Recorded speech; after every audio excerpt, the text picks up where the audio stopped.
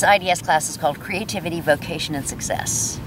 And it's a response to a creative challenge, in some ways an art project that I felt I was assigned by the first few generations of students I knew who I had had since their first year.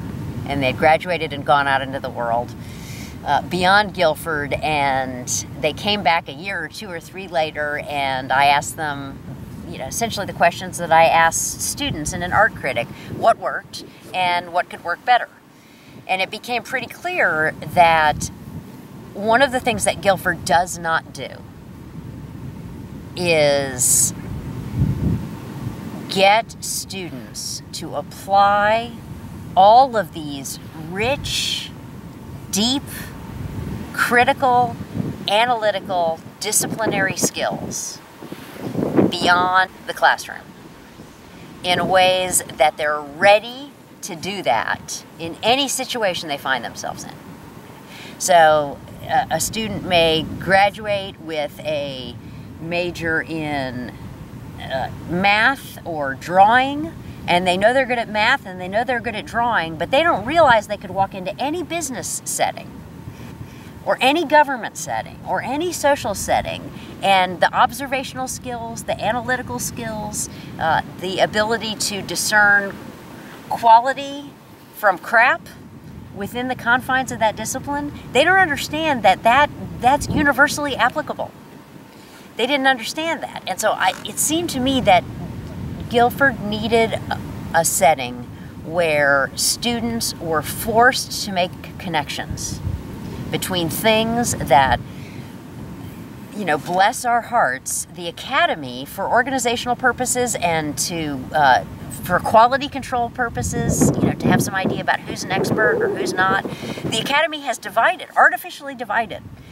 So this class is an amalgamation of disparate, challenging inputs, from readings about natural science to poetry to philosophy to educational social science to camping trips, community building, meal planning, a variegated set of prompts that students are asked to, I can't require an adult to do anything, but really encouraged to make connections between and understand how their abilities and their skills can enhance everyone's experience as we all struggle and play and make those connections together. That's really what this class is about to me. And I believe that Guilford is right in emphasizing writing as an important life skill. And so this class is an IDS-400. I can't think of a better way to ask students to write sentences that not only are quality sentences, but are working towards reaching the audience that student is also working towards reaching. So I would love for you all to take this requirement, which is that you have to write a 15-page paper. You have to write 15 pages of revised academic prose for a general audience with some integrity, well-sourced. I would love for you to take this opportunity and get more creative about your writing, not just for the sake of creativity, but so that you can ultimately create connections with the audience that you find most valuable and that you could potentially provide the greatest service to. And potentially, that audience will offer you opportunities. My favorite part about teaching this class is when it works. And it doesn't always work for everybody, but when it works, the last few weeks, as students are working on their papers and we've gone on the trips, everybody's safe. I get a little nervous. I'm usually pretty scared going into these trips. Everybody's safe. You're working on your papers.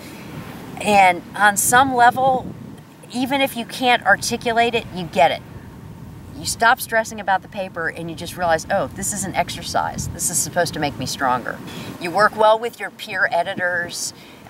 You make appointments to come take a walk with me around the quad, and yeah, you want to look at the sentences carefully, but really you want to talk about how these sentences fit into a much larger picture for you.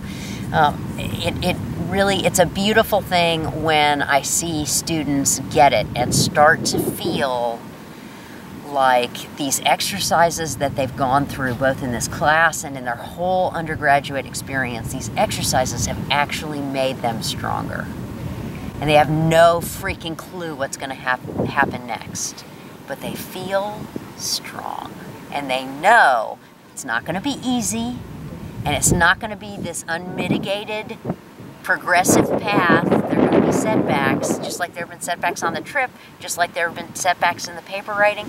But because we've done this in an embodied way, they feel like it's going to suck sometimes, but it's going to be okay.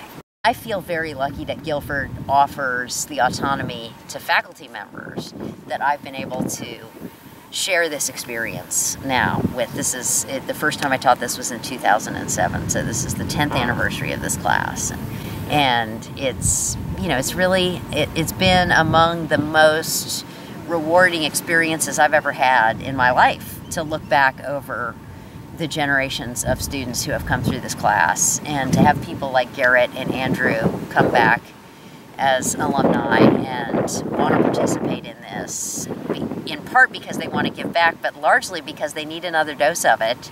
Yeah. And it's so beautiful for me to see that, because I'm 51 years old and Andrew's 29 and Garrett's 26, and I'm not going to live forever. And to think that, there are already people who are starting to come back and play, some sort of a role of instigating and crafting and participating from more of a leadership standpoint, that's really meaningful to me. Yeah. Because I'm just one person, and now, on this trip we've got two, and my hope is that there will be an exponential growth in you all who will go out into whatever audience is most important to you and make the case for this kind of experience.